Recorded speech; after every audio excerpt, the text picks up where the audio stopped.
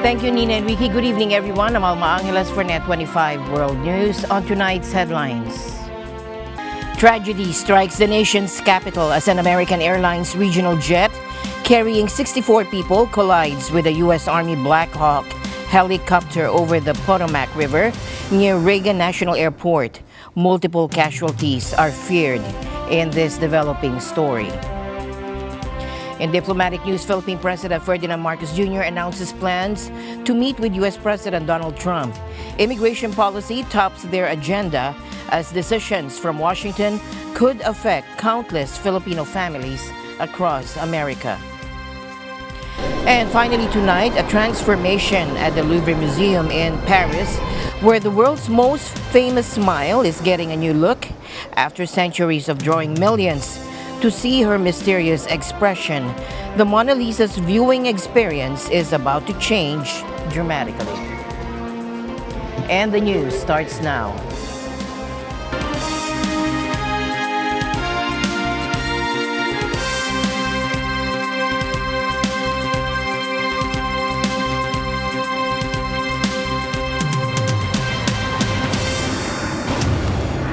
We begin with breaking news from the United States. A devastating mid-air collision over the Potomac River near Washington, D.C. A regional American Airlines passenger jet and a U.S. Army Black Hawk helicopter crashed into the icy waters near Reagan National Airport late Wednesday night. Now, officials have not confirmed the exact number of casualties, but fears are growing that no one survived. Take a look. Multiple deaths have been reported after a passenger jet and a U.S. Army Black Hawk helicopter collided mid-air and crashed into the Potomac River Wednesday night near Reagan Washington National Airport. Police said several agencies were involved in a search and rescue operation in the river. The airport said late on Wednesday that all takeoffs and landings had been halted as emergency personnel responded. The Federal Aviation Authority said PSA Airlines was operating a regional flight for American Airlines, which had departed from Wichita, Kansas. American Airlines said 60 passengers and 4 crew were on the plane.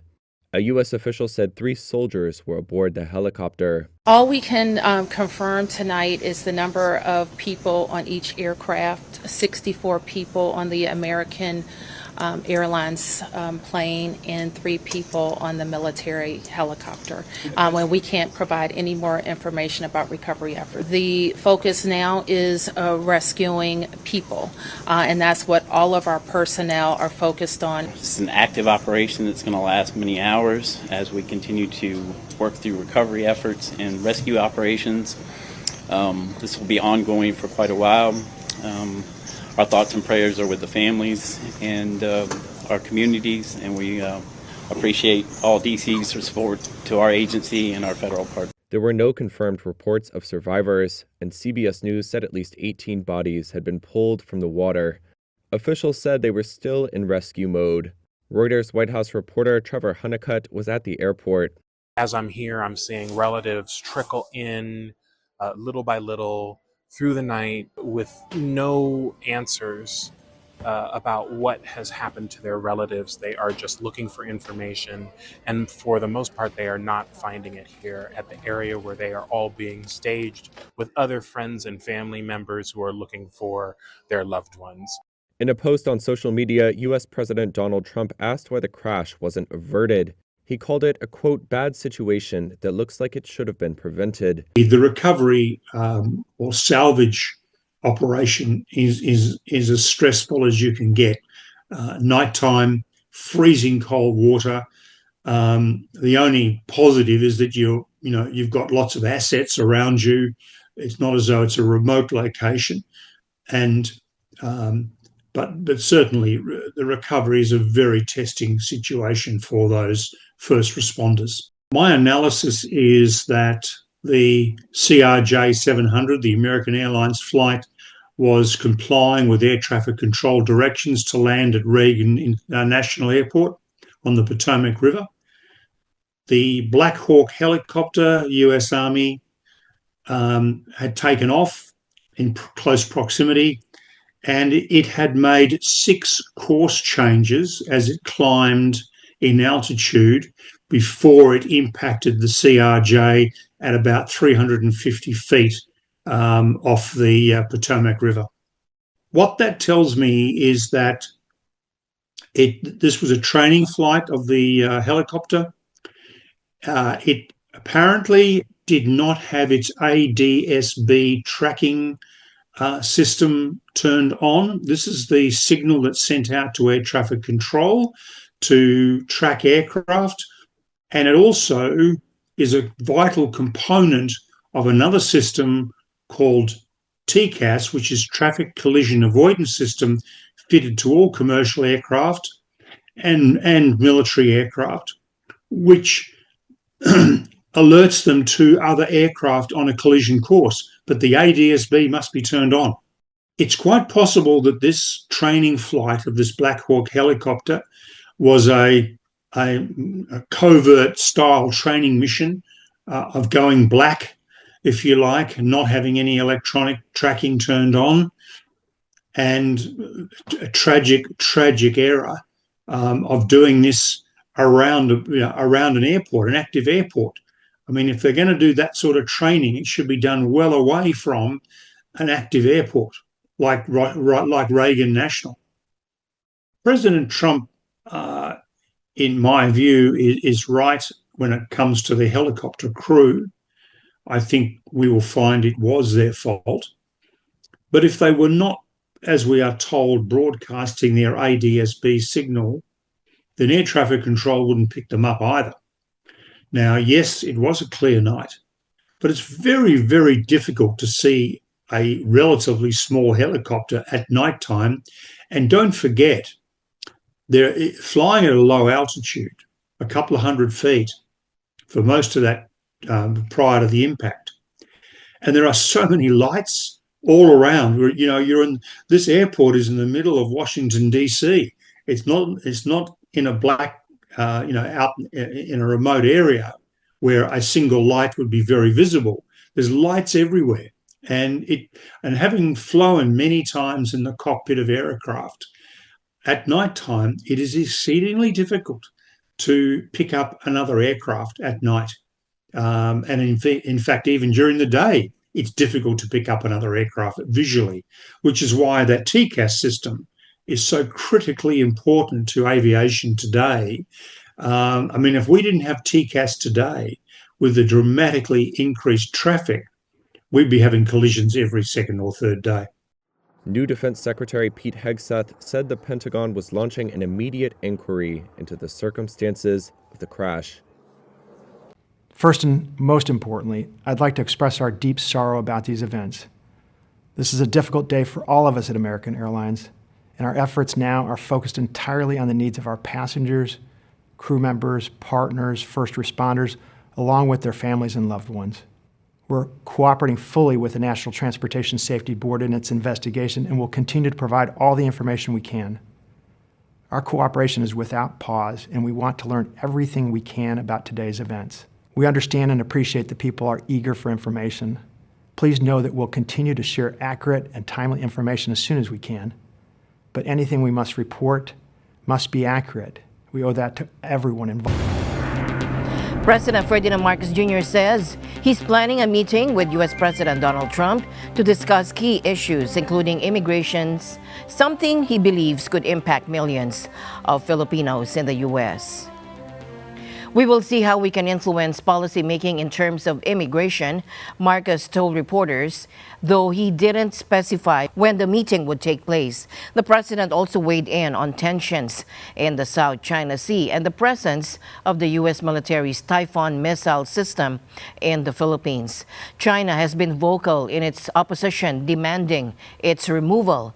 But Marcos pushed back, saying this: I don't understand the comments on the Typhoon missile system. We don't make any comments on their missile systems, and their missile systems are 1,000 times more powerful than what we have. He went a step further, offering a deal to Beijing.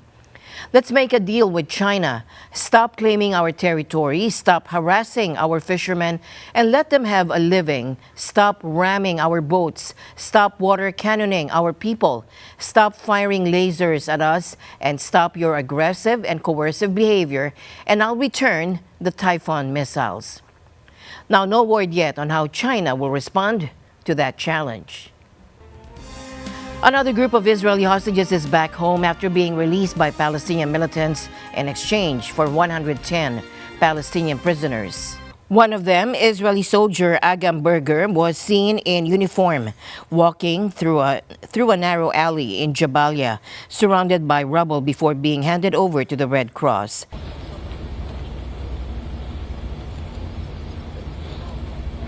Meanwhile, 80-year-old Gadi Moses and 29-year-old Arbel Yahud, both abducted from kibbutz near Oz, were shown hugging in a video released by Hamas ally Islamic Jihad, flanked by masked gunmen in black uniforms. They're expected to be transferred at a separate location in Khan Yunis in southern Gaza. The prisoner exchange comes as part of the latest phase of a ceasefire deal. Among those released on the Palestinian side, 30 minors and several prisoners linked to deadly attacks in Israel. They're being taken to the West Bank or Gaza later today. And this exchange isn't the only one happening.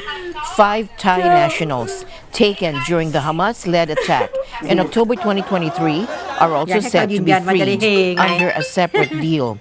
Meanwhile, in Israel, emotional crowds gathered in Tel Aviv's Hostage Square, cheering, crying, and watching every moment unfold on a giant screen. That attack on October 7 left around 1,200 people dead and saw over 250 hostages taken, the deadliest single attack on Jews since the Holocaust.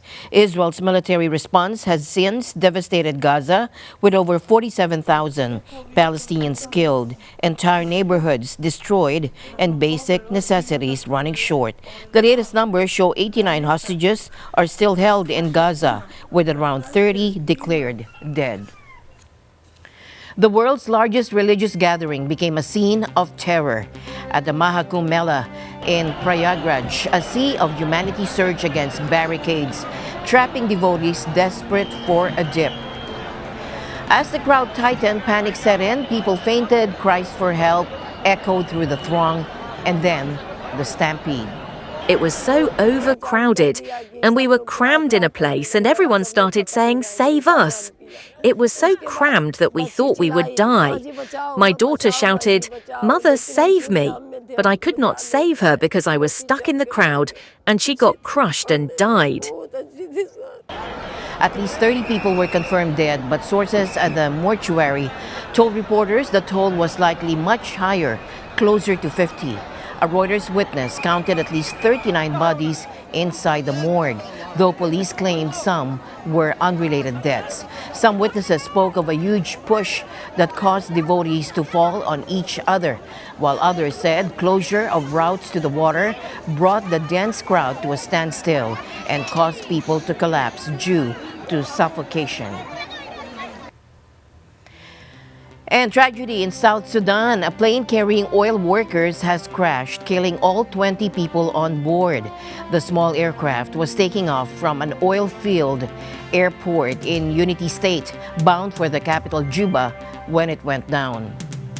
The passengers were employees of the Greater Pioneer Operating Company, a consortium that includes Chinese and Sudanese state-owned oil companies. 2 Chinese nationals and 1 Indian are among the dead. South Sudan's president has pledged a full investigation into this crash. A dramatic rescue operation is still underway in Japan, where authorities are racing against time to save a truck driver trapped in a massive sinkhole. In Yashio City, just north of Tokyo, a desperate race to save a life continues as rescue teams battle a growing sinkhole that swallowed a truck driver 2 days ago. The 74-year-old driver remains trapped after his truck plunged into what started as a 10-meter wide, 5-meter deep hole. Now that hole is expanding. Emergency crews are taking extraordinary measures, pumping sewage water into nearby rivers to prevent the sinkhole from filling up. Officials say the water is being treated with chlorine before release. The situation grew more critical early Thursday when a second sinkhole formed and merged with the first as underground erosion continues to eat away at the soil. Rescue teams are carefully removing mud using small machinery while monitoring the situation with drones, but they're working against multiple challenges: the risk of further cave-ins and the unknown condition of the trapped driver. Local authorities are calling on residents upstream to minimize water usage as the damaged sewage system continues to complicate rescue efforts. Officials warn this crisis could have long-lasting effects with no quick fix in sight for the ruptured sewage pipe that triggered this emergency. President Donald Trump is making a controversial move to expand the U.S. migrant detention facility at Guantanamo Bay. In a bold executive order signed today, the president directed the Departments of Defense and Homeland Security to prepare a 30,000-bed facility to detain what he calls the worst criminal illegal aliens threatening the country. U.S. President Donald Trump on Wednesday ordered the expansion of a migrant detention facility at Guantanamo Bay. Today, I'm also signing an executive order to instruct the Departments of Defense and Homeland Security to begin preparing the 30,000-person migrant facility at Guantanamo Bay. Most people don't even know about it. We have 30,000 beds in Guantanamo to detain the worst criminal illegal aliens threatening the American people. Some of them are so bad we don't even trust the countries to hold them because we don't want them coming back, so we're going to send them out to Guantanamo. This will double our capacity immediately, right? And tough. That's a tough place to get out of. The U.S. naval base in Guantanamo Bay, Cuba, already houses a migrant facility separate from the high-security U.S. prison for foreign terrorism suspects. It has been used on occasion for decades, including to hold Haitians and Cubans picked up at sea. Cuban President Miguel Diaz-Canel called Trump's plan, quote, an act of brutality. New U.S. Border Czar Tom Homan said later on Wednesday that the Immigration and Customs Enforcement Agency would run the expanded facility. He told reporters the center would be used for the, quote, worst of the worst. Homeland Security Secretary Kristi Noem said the administration was working with Congress to determine the cost of the project. But we have to do due diligence and making sure we have the resources to process paperwork in a timely manner. And so more immigration courts and judges, getting those kind of resources through Congress is important to make sure we're not just securing the border, we're deporting these dangerous individuals and then fixing our broken system. The detention facility at Guantanamo Bay was set up by George W. Bush to detain foreign militant suspects following the September 11, 2001 attacks on the United States. There are 15 detainees left in the prison. Trump's two Democratic predecessors, Barack Obama and Joe Biden, both sought, albeit unsuccessfully, to shut Guantanamo down. However, Trump has vowed to keep it open. Pro-refugee groups have called for the Guantanamo migrant facility to be closed and for Congress to investigate alleged abuses there. And President Trump has been very clear with those countries that if you aren't willing to take your criminals back, your illegals back, then we will hold you accountable. And things have shifted quickly. In other cases, we want somewhere else to hold them safely in the interim, criminal illegals. Guantanamo Bay is a perfect place. This is a temporary transit, which is already the mission of Naval Station Guantanamo Bay, where we can plus up thousands and tens of thousands if necessary to humanely move illegals out of our country where they do not belong back to the countries where they came from in proper process.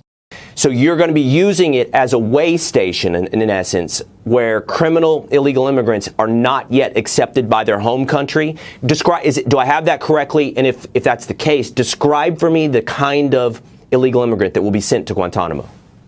More or less, you're right. It's folks who maybe are in transit to their home country or a safe third harbor country, and it's taking a little time to move with that processing or the paperwork. Better they be held at a safe location like Guantanamo Bay, which is meant and built for migrants, meant and built to stay that away from the American people as they are processed properly to where they came from. And the news continues here on NET25. We'll be right back.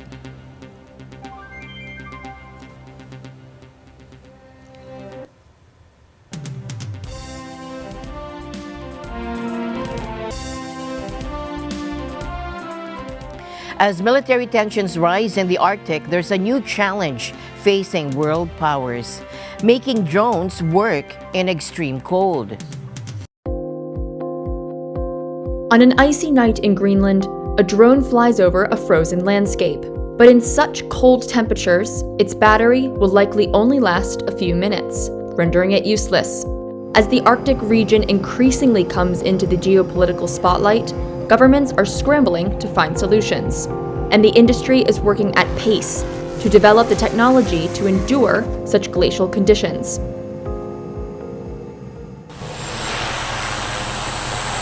Using drones in the world's far north is problematic.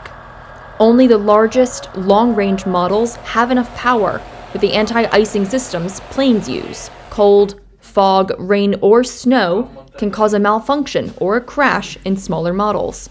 Icing on a drone reduces the performance. It can reduce the endurance, but it can also lead to crashes.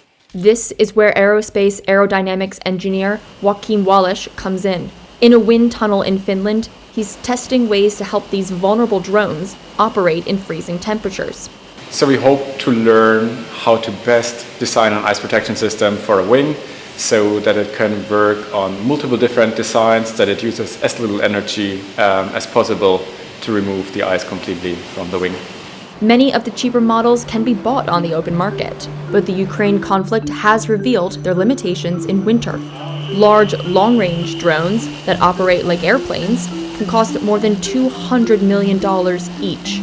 So, governments and large aerospace firms are turning to startups and small companies for innovative solutions, a NATO source told Reuters. So, why here in particular? Well, the Arctic is a vast region where radar and satellite coverage are limited. Countries in the far north have been reporting more acts of sabotage on energy and communications lines. Russia and China have stepped up military activity in the area. And the United States sees the region as crucial for territorial defense and its early warning system against nuclear attacks. A Reuters survey of 14 companies and 6 defense ministries and armed forces in Northern Europe and America revealed a focus on procuring drones. Russia took an early lead in the race. Its military began building up a drone fleet in the Arctic in 2014 and has only advanced since then. Drone expert James Patton Rogers acts as a policy advisor to NATO and the UN. When it comes down to the more advanced medium altitude, long endurance systems, due to the fact that anything that flies up that high has to sustain extreme weather conditions, then it is the West, it is the European powers and the United States that has that advantage. And that is quite clear. But due to Russian innovations with the war in Ukraine, I'd say that when it comes down to the smaller systems at the tactical level, it is likely the case that Russia has the advantage there. Nations with territory in the region are boosting military spending and drawing up plans to buy winter-proof drones, budgeting tens or hundreds of millions of dollars. New NATO member Finland has been a first mover, using unmanned aerial vehicles to patrol its border with Russia and protect the alliance's northeastern flank. Norway says it will invest in long-range surveillance drones for a planned Arctic base, and Sweden has said it plans to scale up capabilities in the area without giving details.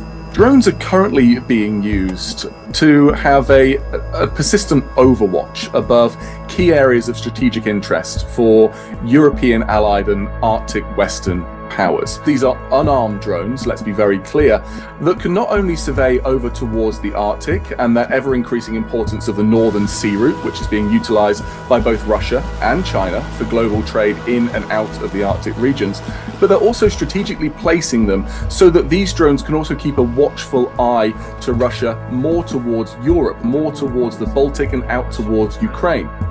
As military activity steps up in the Arctic, drones will become increasingly relied upon for surveillance. But until they can easily withstand the harsh conditions, the race to develop and fund new technology will remain crucial. Our final story tonight focuses on one of the world's most famous paintings, the Mona Lisa. Created in the 16th century by Leonardo da Vinci, this masterpiece draws millions to Paris's Louvre Museum each year. And now, a major change is coming to how visitors experience this iconic work. Take a look. Each year, approximately 9 million people visit the Louvre, with an outstanding 80% coming specifically to see the Mona Lisa. But their experience is often far from ideal. Most viewers manage only a brief glimpse of the painting through a sea of crowds and smartphones. The gallery is crowded with people, and I want to see Mona Lisa, but I cannot because there are a lot of people here. So,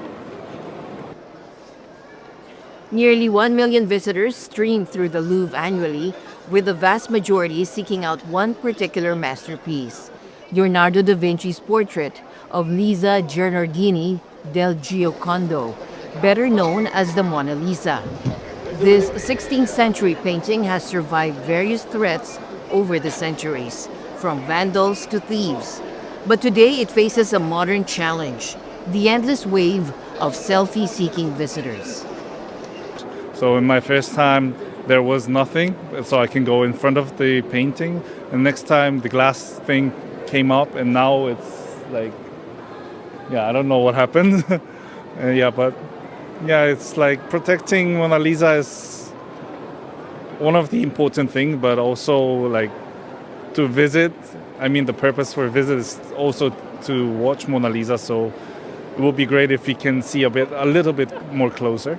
To address these concerns, the Louvre plans to create a separate entrance on its eastern facade, leading to a dedicated exhibition space for the Mona Lisa. President Macron explained the decision.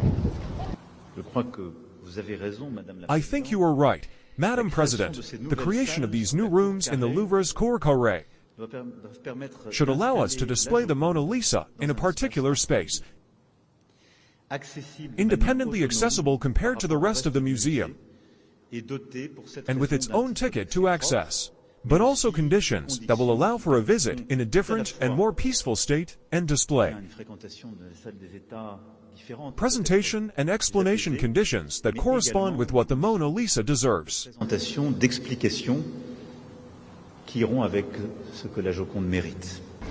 This change is part of a larger renovation addressing the museum's aging infrastructure.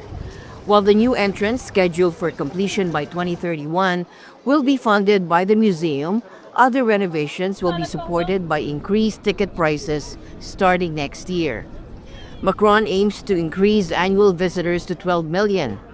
Critics suggest the museum should focus on promoting its other masterpieces rather than isolating its star attraction. Some also view Macron's involvement as politically motivated, seeing parallels with his handling of the Notre Dame Cathedral restoration. As the Louvre Museum, once home to French kings and a symbol of Parisian cultural influence, prepares for this transformation, the debate continues over whether this change will truly enhance the Mona Lisa experience or simply serve political interests. So will the Mona Lisa's new home make visiting the Louvre a better experience? Or is this just an expensive fix for a problem that won't go away? One thing's for sure though, Mona Lisa will still be smiling.